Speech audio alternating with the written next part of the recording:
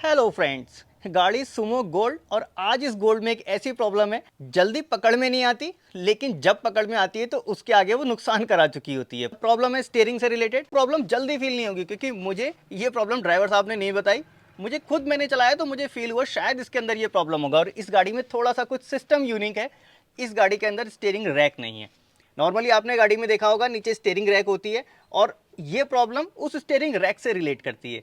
लेकिन अब मैं दिखाता हूँ आपको प्रॉब्लम क्या है। एक मिनट। अब देखो, ये बाकी गाड़ियों में होती है स्टीयरिंग रैक, लेकिन इसका सिस्टम थोड़ा सा अलग है और सिंपल ट्रक वाला सिस्टम है। अब आपको दिखा देता हूँ स्टीयरिंग का सिस्टम। ये देखो जी, स्टीयरिंग एंड लगा हुआ है, एंड यहाँ जुड़ा है, बीच में एक रॉड जुड़ी है और उस तरफ से स्टीयरिंग से कनेक्टेड है। प्रॉब्लम कहाँ है वो दिखा देता हूँ मैं आपको। यहाँ पे लगी होगी एक पिन, सॉरी यहाँ पे एक पिन लगी है और बुश कट लगा हुआ है और ये जॉइंट है। अब जैसे ही स्टीयरिंग को हम टर्न करते हैं तो प्ले कहाँ फील हो रहा है। एक बार स्टीयरिंग को टर्न करना, घुमाओ, हिलाओ, पूरा हिलाओ, ये देखो।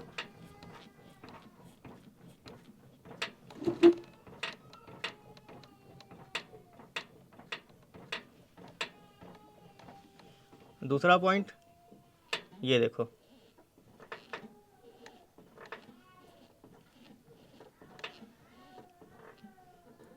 हिलाओ,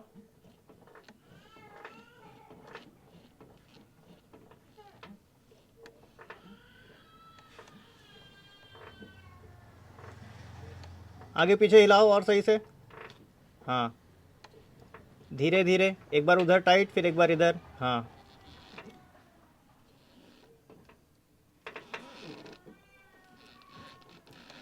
बस बस।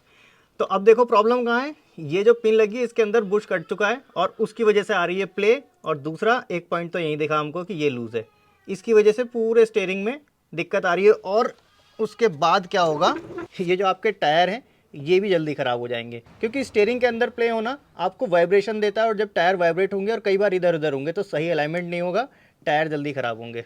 तो अब एक बार मैं इसको खोल लेता हूँ सिस्टम को बाहर, फिर आपको दिखाता हूँ। अब ये देखिए, मैंने पूरा सिस्टम खोल दिया। क्या है एक बार मैं समझा देता हूँ, प्रॉब्लम समझ जाओगे आप। ये देखो, ये इस तरह से माउंट होता है यहाँ पीछे की तरफ से, ठीक है। ये पीछे से ऐसे ये माउंट था और यहाँ पे एक रॉड कनेक्टेड थी, यहाँ पे एक रॉड कनेक्ट थी। ये दोनों खोल के मैंने बाहर निकाला और निकालने के बाद अब आपको दिखाऊं। देखो ये मैंने खोल दिया है ना यहाँ से। अब इसके अंदर देखना आप, ये देख रहे हो ये प्ले। हाँ, रख के दिखाता हूँ। ये देखो,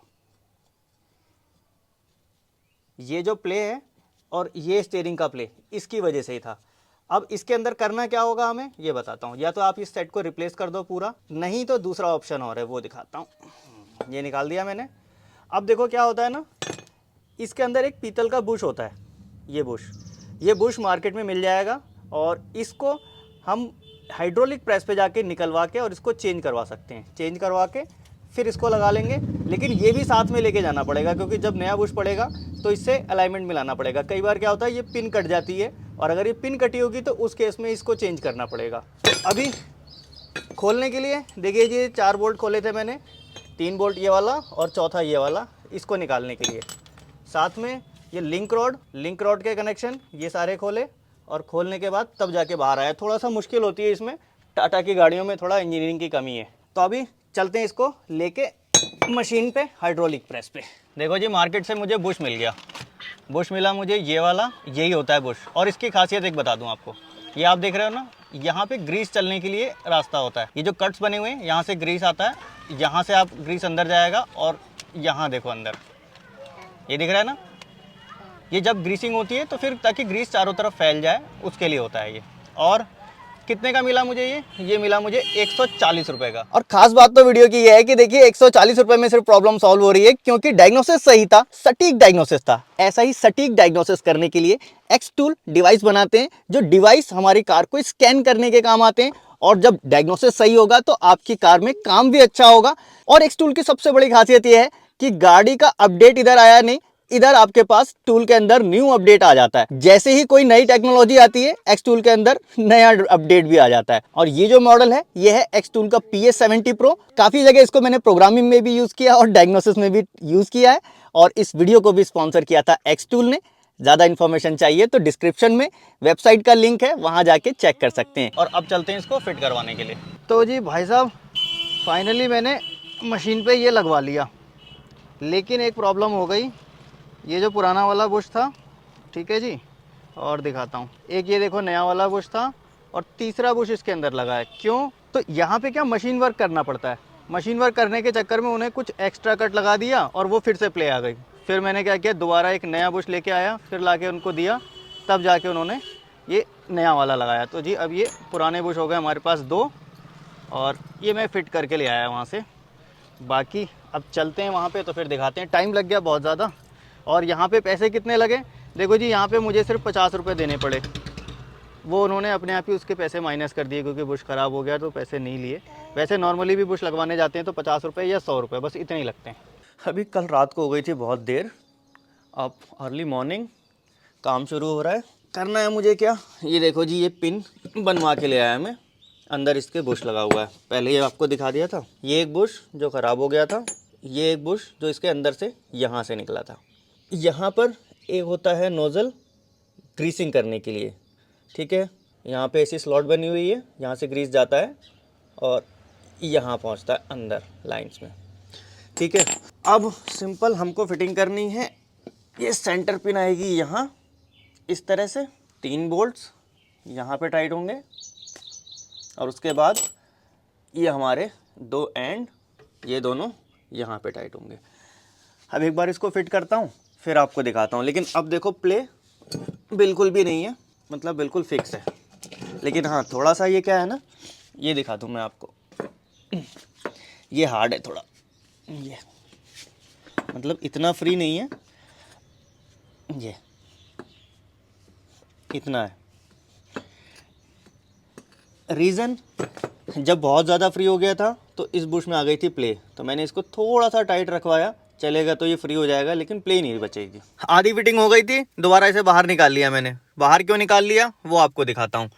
ये एक्चुअल में ये मैंने यहाँ माउंट कर दिया था, दोबारा निकाला इसको। दोबारा निकाला इस वजह से क्योंकि ये जो बोल्ट है ये इसके ऊपर चढ़ नहीं रहा है। जब मशीन वर्क कराने हम गए थे तो मुझे लग रहा वहाँ पे इस थ्रेड में कुछ डैमेज हो गया, इसको दोबारा करवा के लाना पड़ेगा। लो जी, करा लिया हमने दोबारा से मशीन वर्क, और अब ये देखो, अब ये चढ़ गया थ्रेड ये वाला, बस इसकी वजह से ही काम ख़राब हो गया था और हमको यहाँ तक आना पड़ा। अब शुरू करूँगा मैं काम इसका दोबारा से फिटिंग का। अब देखो ये बराबर थ्रेड जम गए, अभी देखते हैं इसको घुमा के। हाँ, उसने टाइट करके ही दे दिया।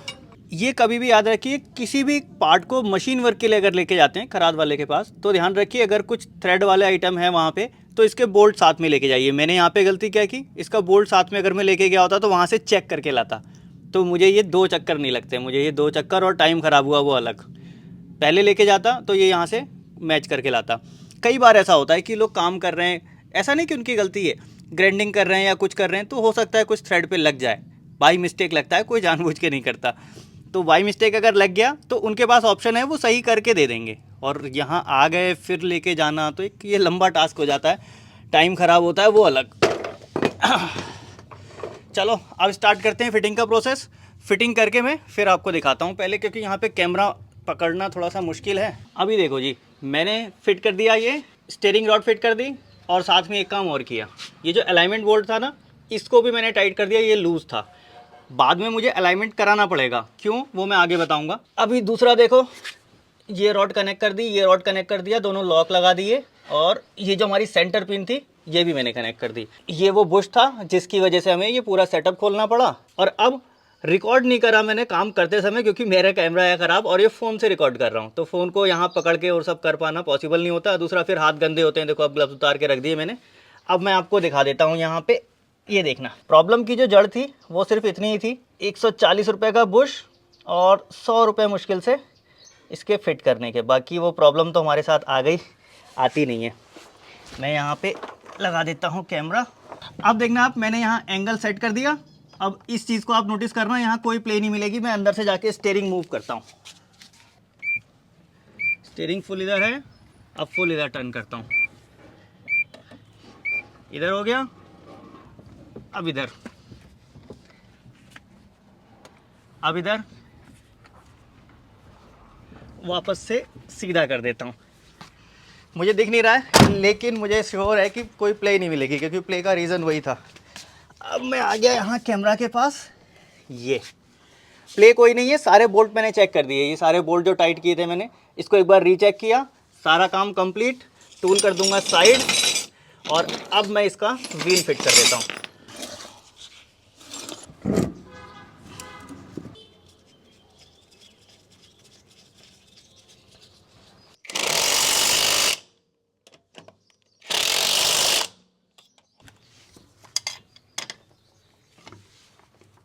लो जी, काम हो गया हमारा कंप्लीट। और फिलहाल अलाइनमेंट जो मैं आपको बता रहा था, अलाइनमेंट इसका कराना पड़ेगा। क्यों? जब भी स्टीयरिंग की ये लिंक रॉड, इसके ऊपर कुछ काम होगा या फिर शॉकर से रिलेटेड कैम्बर में कुछ काम होगा, तब आपको गाड़ी में री अलाइनमेंट कराना ज़रूरी है, अदरवाइज नहीं तो टायर में प्रॉब्लम आ सकती है। तो फिलहाल आज की ये वीडियो कंप्लीट हो गई है। उम्मीद करता हूँ कि ये वीडियो आपके बहुत सारे पैसे बचाएगी। वीडियो अगर अच्छी लगी तो लाइक कर दीजिएगा, और मन में कोई सवाल आता हो तो नीचे कमेंट बॉक्स में लिख सकते हैं, या फिर अगर चाहें तो इंस्टाग्राम पे भी मुझे फॉलो कर सकते हैं। मिलूंगा नेक्स्ट वीडियो में ऐसे ही किसी इंटरेस्टिंग टॉपिक के साथ। Thanks for watching.